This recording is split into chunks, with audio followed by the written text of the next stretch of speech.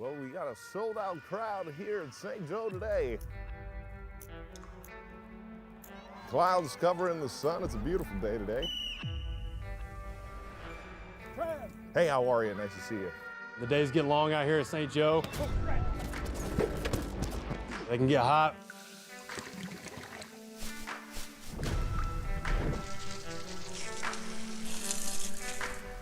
Coach Reed says it every day. He's like, you just got to show up and push through. I got the left too. Cut.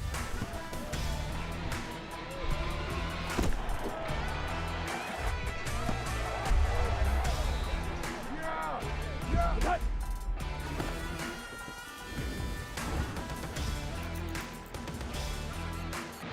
Thanks for coming out today, ladies and gentlemen.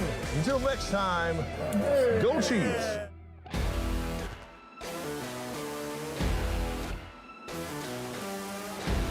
The 67th training camp in franchise history. It is the 16th at St. Joseph, Missouri, at Missouri Western State University. It is the 14th under future Pro Football Hall of Fame head coach Andy Reid, and we are here and back at it again. And our live streams from camp brought to you, every one, by the great people at Mosaic Life Care. Remember, Mosaic Life Care is the proud presenting sponsor of Kansas City Chiefs training camp. Hi, everyone. I'm Mitch Holthus, voice of the Chiefs, along with the new director of editorial content and the old senior team reporter, Matt McMullen. Are you still got that title? Is it still new? Yeah, it's pretty verbose. You can just call me the team reporter. That's enough. I like the whole being a director. You're an officer now. So here we are. 33rd camp for me. You're at this is number 10 for me. 10. Yeah. It's a milestone. But what we've seen so far, now keep in mind, Matt and I came in last Friday with the rookies, quarterbacks and guys rehabbing off injuries and other eligible guys, and then the veterans joined the party earlier this week. This is the third practice with everybody here, but your overall impression since even last Friday? Well, first of all, it's 75 degrees right now. So over the weekend, it was heat indexes in the triple digits. There was one day it was like 115 heat index. It's 75 degrees right now. This is crazy. What do you think? And perfect cloudy skies and some rain in the Chiefs Kingdom and badly needed rains. But yeah, excited about this crew. It's the first time under Andy Reid, let's be honest, that we're starting camp or having camp coming off a losing season.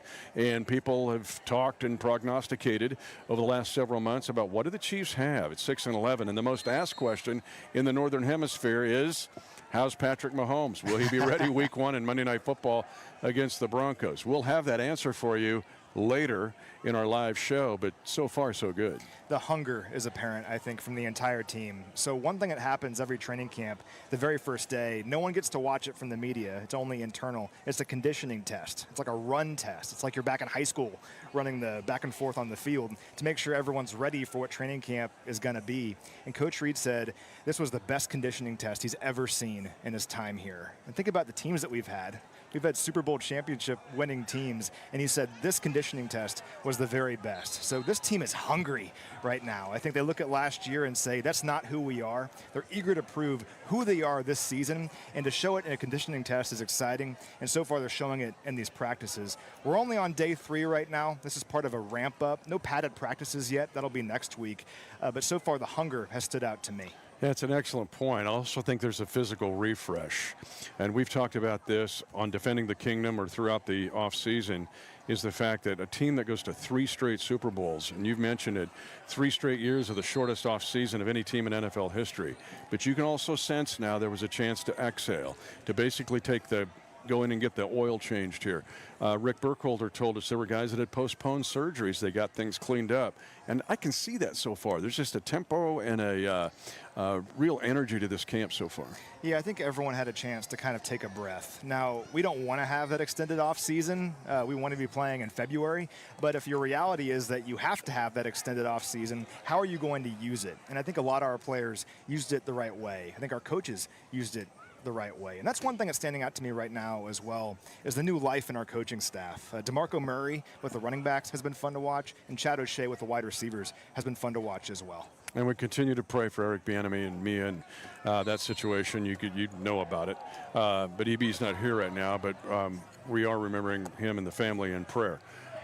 One thing, though, in the NFL in the offseason, Matt, you and I chuckle about it. People love the NFL. They want to follow it. If they had a game every day of the week, they'd love it. We're heading that direction, I think. We're getting there. So we are headed that way. But the fact that there's also narratives that come out because there's nothing to talk about. So let's create something to talk about nationally. And one of those narratives is defensive back. The Chiefs did lose Trent McDuffie and Jalen Watson to the Rams. We lost Joshua Williams, Brian Cook to the Bengals. And the class of 22 that was so good, getting to 3 Super Bowls and winning 2 of them, basically is gone. Only George Karlaftis is back. But I'm going to go to the defensive backs here because that's where we're going to be our first focus on our live show here is the DBs. But the narrative was, oh my gosh, the Chiefs are going to give up a touchdown every time the other team passes the ball. What I'm seeing right now, in what I've said publicly and privately, there's a chance that this secondary could be better, and I think measurably better. I couldn't disagree more with that misconception nationally that our secondary is in bad shape. In a way, I think it might be deeper than it was last year. Now, there's a lot of potential there when you guys to go out there and reach their potential, but I'm really excited about it overall. I mean, overall, we could talk about corner and safety, but one area I'm really excited about is the depth we have at slot corner going into this year. Now, in the past, we really haven't had that. We've kind of put guys in different roles. Hey, can you handle this? And they've done a good job, but we have numerous players, I think, who kind of fit as slot-style corner. So Chris Roland Wallace has been around for a while. He's a great example of why camp is important because he entered this camp 2 years ago with no promises at all and made this team and has been a contributor for this team. He could be that slot guy. Kader Kohu is a name to know. A really good player for the Dolphins a couple of years ago. Missed all of last season due to a knee injury, but ton of experience and success playing in the slot before missing all of last season. He was number 6 in the NFL in yards allowed per coverage snap in 2024. That gets your attention. And also Jaden Kennedy, our 4th-round pick out of Oregon, a really interesting player. He flashed during rookie camp. I think he was maybe my number 1 takeaway from rookie minicamp, rookie training camp, is that guy belongs because he made plays every single day. We'll see if he can carry it now over into this veteran portion, but he could also be a slot guy. That's one area looking at our DB room. We'll talk about everybody, but the slot is an area I'm very excited about. And the slot is very key to Steve Spagnuolo's defense. We play more snaps in nickel, which would include a slot, and that slot can rotate between a corner or a safety or a hybrid. Christian Royal Wallace comes to mind. And so that is a very key spot that maybe people don't talk about enough. You mentioned Kennedy, and we're going to talk to him in a second. You had a chance earlier to run him down in camp. But when you look at what he did in college, 2 really good years at Ole Miss, then he was at Oregon and was a very productive player. When you talk about getting value in the draft class, I think Brett Veach hit it again. There's a real value throughout this rookie class. Here's a fun note on Kennedy. So he allowed just 104 passing yards on 344 coverage snaps last season at Oregon. That was the fewest among all qualified draft-eligible corners. There's one more. He also allowed just 5 first-down catches all year last season, fewest in the Power 4. You know who was number 2 on that list? It's Mansour Delane. So we got both of those guys. Well, and the other stat, and that reflects on this, is he did not give up a pass over 11 yards at Oregon. No. And think about who they played in the Big Ten. And in high-level competition, and many times in faster games as far as teams in like a sped-up offense. So we're kind of excited. There are 19 defensive backs in this camp. If you break it down, there are 11 corners. There are 7 safeties, but again, it gets a little murky with some of these guys like Christian Roland Wallace.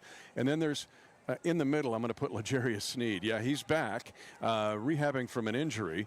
But remember L'Jarius, his signature play was stripping Zay Flowers of the football in the AFC Championship game on the march to the Super Bowl 58 championship.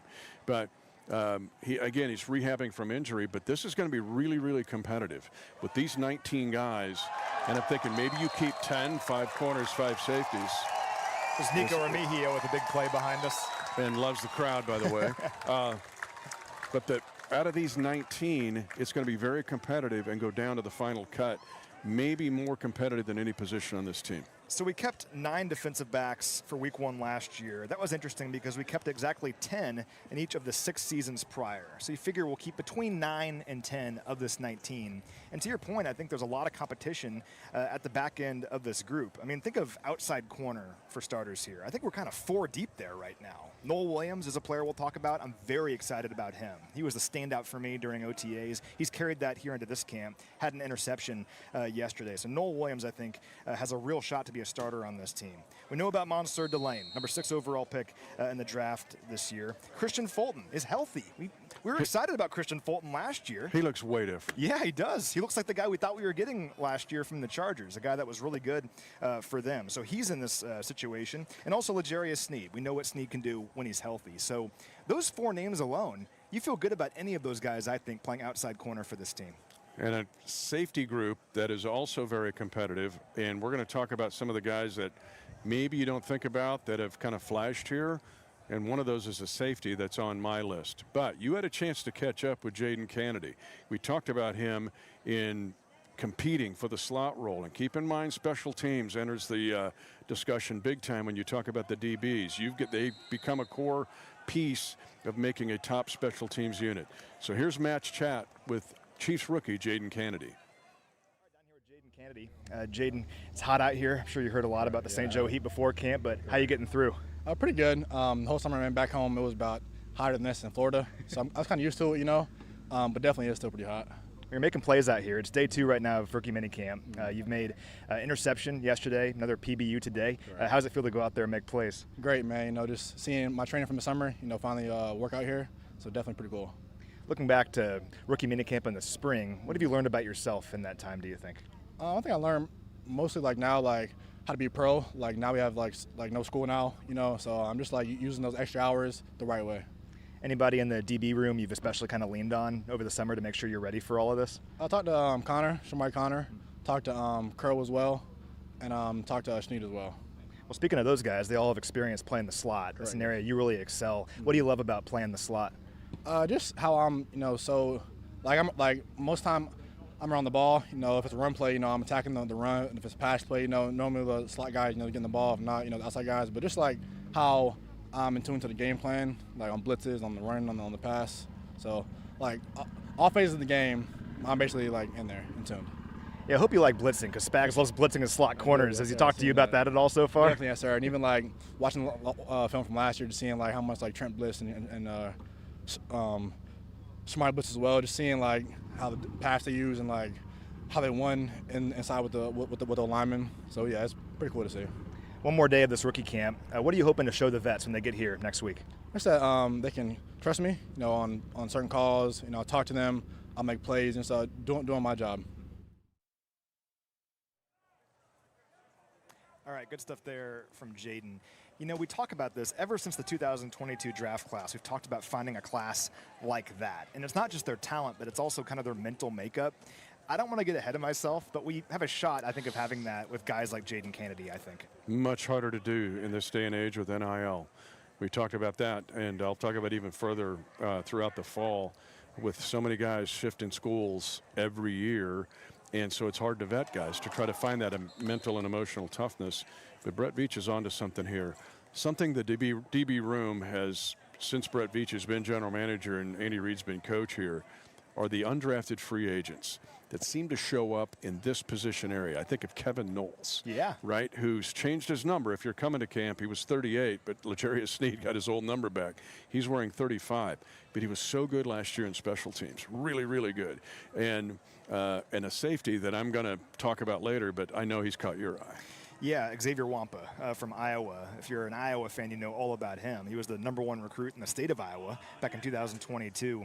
Now he's one of our undrafted free agent signees, and he's flashed out here. Deshaun Singleton is another one. You Cornhusker fans know all about him. He picked off a pass on Sunday during the rookie camp. So you think about the NFL, most players are undrafted free agents. That's how most guys enter the league, and the Chiefs have had so much success over the years finding undrafted free agents that not only help us, but are major contributors and help us win Super Bowls. So it's difficult to find those guys, but that's why our scouting staff is the very best in the NFL. They find guys like this, and so far so good for guys like Wampa and Singleton. Your point is really well taken. It's overlooked, but the National Football League, you have to have impact undrafted free agents, either right away that help you or go into the crock pot, like I say, that mold into a player in a year or two. Now let's get to the most asked question in the Northern Hemisphere. And a reminder that our live shows from here at camp are brought to you by Mosaic Life Care, the proud presenting sponsor of Chiefs Training Camp, and their staffs over here to our left having a day here at camp. But the biggest question you got asked every day, so did I. How's Mahomes look? How's he going to be? Is he going to be ready for Monday Night Football on September the 14th?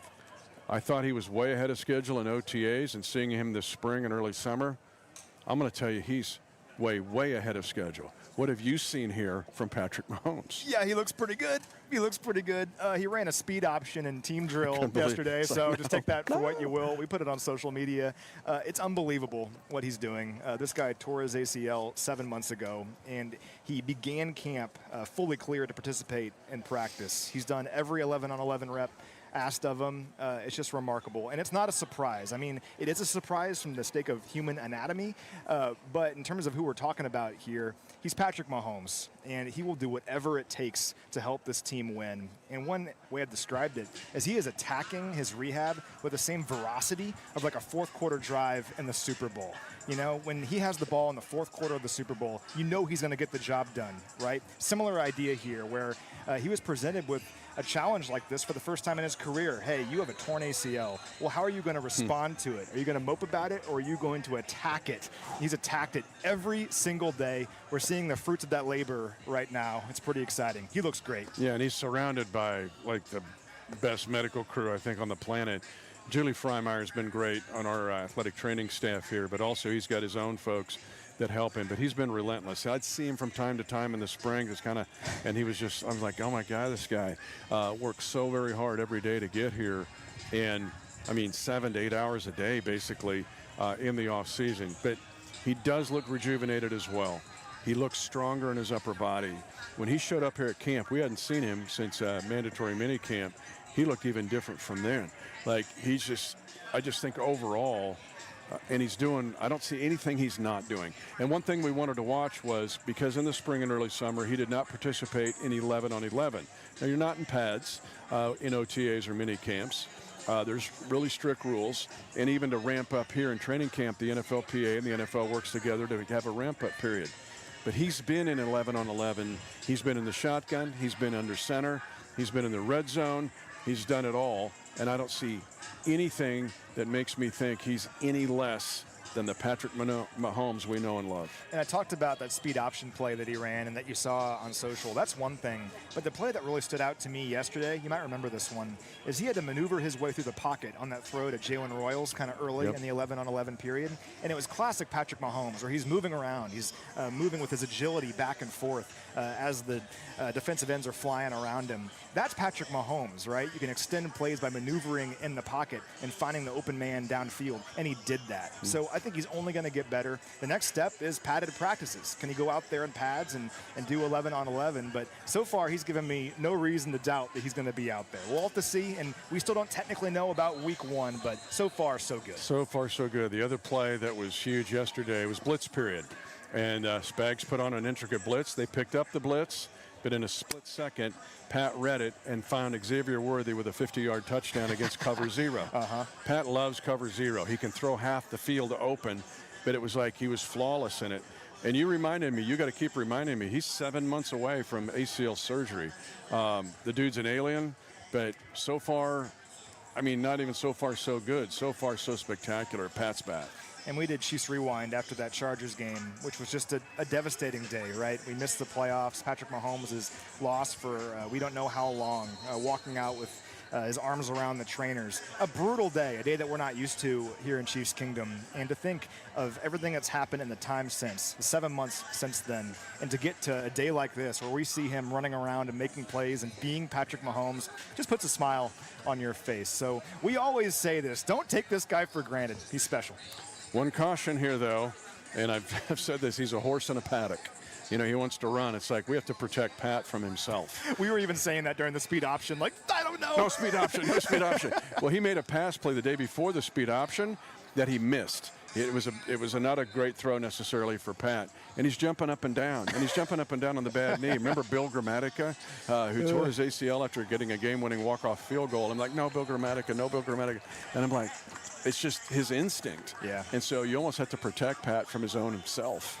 It's tricky because you want him to be himself, right? But there is a matter of making sure he doesn't take unnecessary risks. But again, so far, so good. You want to see him out there having fun, doing the stuff that Patrick Mahomes does. And it's been a joy to watch him so far. There are 4 players in the quarterback room. Justin Fields, former first-round pick of the Chicago Bears. He's played a lot in this league. He right now is getting the #2 reps. And when you look at Justin Fields, what he's been able to do in his career, he's won games. He's won a lot of games. He's been a spectacular runner. If you look at his stats as a runner, it's now just being consistent in his accuracy on throws, especially in this offense. It's a different offense he's in now than the ones he's run previously at the other teams in his career. How about some trivia for everybody at home? So Justin Fields is part of a pretty elite club. Only 3 quarterbacks in NFL history have rushed for 1,000 yards in a season. You know them, right? Yep. All right, let's give everyone at home a few seconds here. All right, who are they? So it's Michael Vick. Yep. And it's Lamar Jackson. Yep. And Justin Fields. And Justin Fields. Yeah. Like, think of that line of guys. Shows the athlete that he is. And he's going to be more than that here in Kansas City if called upon, but it shows the kind of guy we have in our quarterback room. And we'll talk about Fields as a passer, but I think there's ways to use him even when Patrick Mahomes is out there and healthy. There's ways that you can use his skill set. So we haven't seen much of that yet. We'll see if that transpires over the course of the season, but having an athlete like that is a weapon. And we've said this often, but the Wikipedia page definition, the definition of a backup quarterback in the National Football League, whether he's on the Chiefs or on any of the other 31 teams, he must be able to win a game by himself. That's the chip box you have to check. Now, if you're Chad Henne, who should never buy another meal ever again when he comes back to Kansas City, if you can win a playoff game, remember the divisional playoff hero that he became, filling in when Pat Mahomes got hurt in the playoffs. Twice he did it, including had a 98-yard drive against the Jaguars. But that's your definition. So whomever the backup is and winning this job behind Patrick Mahomes, they have to check that box, Matt. You ever think how crazy it is that Chad Henne not only played in that game against the Browns in 2020, he threw the ball on 4th down on our side of the field late in the 4th quarter? It was awesome. Yeah. We went trips. We put Tyreek Hill on the inside. That was the start of Tyreek Hill's being inside on trips, and it turned into a big thing for Tyreek. It was awesome, but it shows that Coach Reed is going to trust who's ever in there.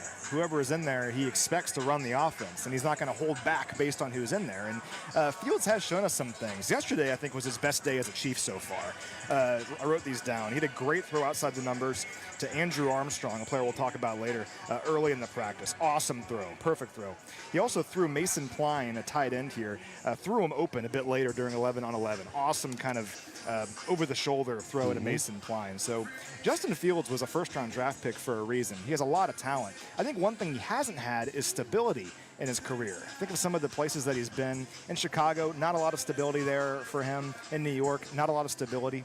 The one place he had stability was Pittsburgh, and he actually opened that season for the Steelers a couple years ago because Russell Wilson was injured. They went 4-1 in his starts, I believe. So Justin Fields can play in this league, particularly when he has stability around him. He's not going to find a place more stable than this. Yeah, he's had so many coordinators, so many changes, and you're thinking, is that big a deal? Yeah. If at work they're changing you and your software program every month and you're just driving you crazy because all you're doing is trying to train and learn a new system, that's kind of what Justin Fields has been through. Now, both of us, though, are excited about another member of the 2026 draft class down the line. But Garrett Nussmeier at LSU 2 years ago, if you look what he did, highly productive in the 2024 season for the LSU Tigers. Over 4,200 yards passing, 29 touchdown passes. He was spectacular. And 25 was a little bit like the Peter Woods version on defense, which we'll talk about Peter in later live streams. But we're seeing enough here and have seen enough from Garrett Nussmeier to go, oh, maybe there's something there. And he comes from great stock, right? His dad's been in the league, offensive coordinator in the league right now. But there's something to him more than just being a coach's kid. So I mentioned Noel Williams earlier. He was my standout of OTAs from the defensive perspective. If I have to pick one guy offensively outside of Patrick Mahomes that impressed me during OTAs, it was Garrett Nussmeier. He was really, really impressive. Just flashed consistently throughout OTAs, and he's continued that here into this camp. He made a great throw a few days ago, rolling to his left before firing a great pass to Jake Brenningstool, who made kind of a toe tap grab inside the boundary. Keep in mind, Garrett Nussmeier was the #3 quarterback on Dane Brugler's board for The Athletic. I think Dane Brugler is the best public draft analyst out there, does all this work and research. He had Nussmeier as the #3 quarterback in this class, behind only Fernando Mendoza and Ty Simpson, 2 guys that each went in the first round. Injuries are the reason I think Nussmeier fell to the 7th round. A lot of injuries last year. He is healthy now, and he looks like a guy that should have gone a lot higher in the draft. At least twice, I've seen him throw no-look passes for completions. Yes. He'll give you a little Mahomes on the no-look, but he's had the ability to turn on a dime. So he not only can read the defense, he's a better athlete than I think people give him credit, but we've seen him spin and turn and create a play moving to both sides. It's not just because your instinct takes over as a quarterback, you're always moving right, and you don't even know you're doing it.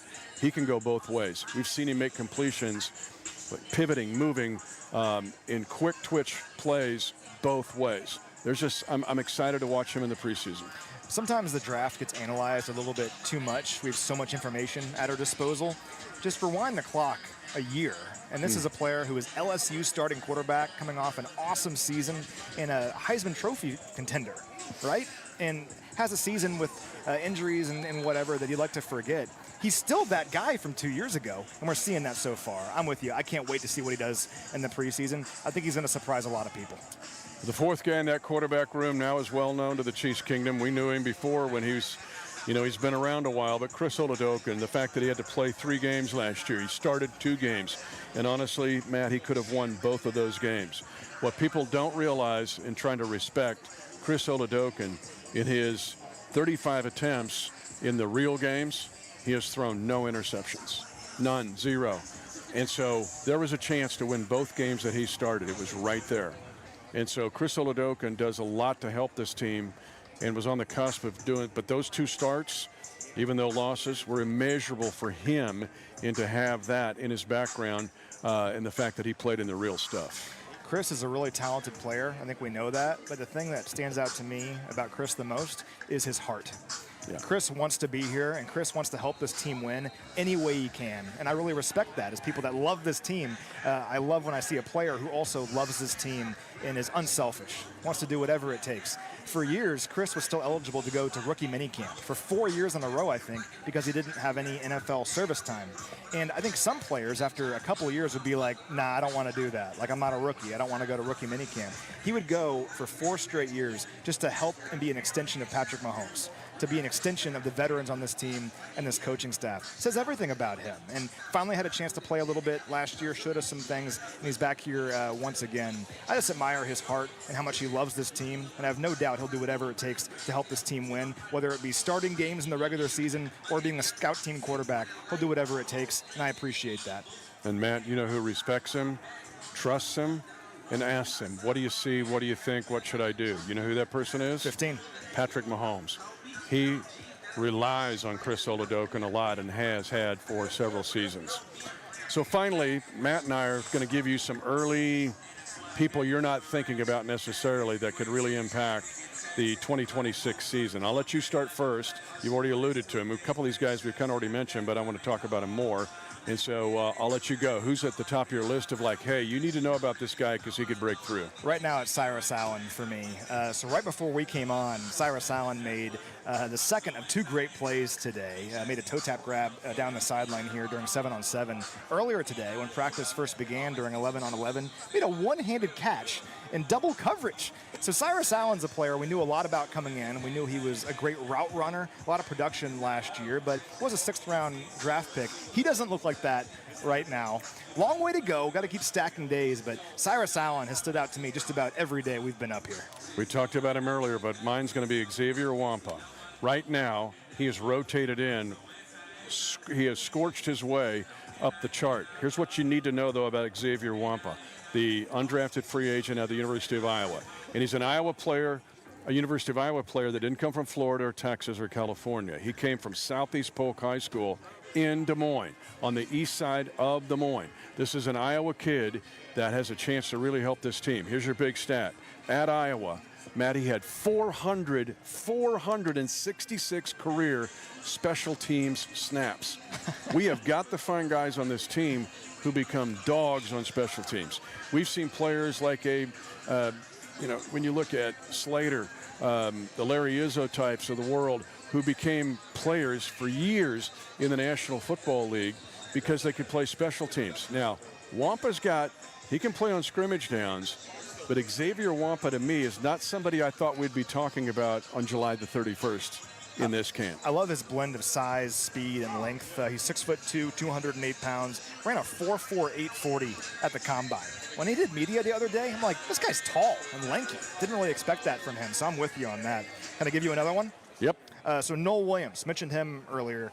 Noel is a player that coming into this year, I was really looking forward to watching because one thing we talked about a lot on Field Pass and Chiefs Rewind at the end of last season when we were already out of it is, hey, we can begin the process of getting back to the playoffs right now. We can start player evaluation right now and see what some of these young guys can do. And Noel is a player that I think really took advantage of that. You look at last season, at the end of last year, he was playing almost 100% of the snaps and like each of the final 5 games of the season, I think, and he played well. Really impressed me. And for me, I was thinking, can he come and do OTAs and kind of continue that progression? He did. Like I said earlier, he was one of my standouts of OTAs, and so far he's doing that in camp. I mentioned earlier that interception he had yesterday in the red zone. Just a really exciting player that I think is ready for this moment and could be a starting corner for us this season. He looks to punch the ball out. He looks to make an impact play, that you mentioned, but he looks to do that every snap. Something that was void last year for the Chiefs. Too many 3rd and longs given up. Noel's not going to win every battle, but he's going to win more than his share. Chiefs only had 12 takeaways last year. It's hard to win games if you don't take the ball away in the NFL or get teams off the field. Noel Williams will be able to do both. Can I have another one here as we close things out? And this is one that's not super sexy, but Kingsley Suama'atia is turning into a player. We remember the struggles his rookie year trying to play left tackle.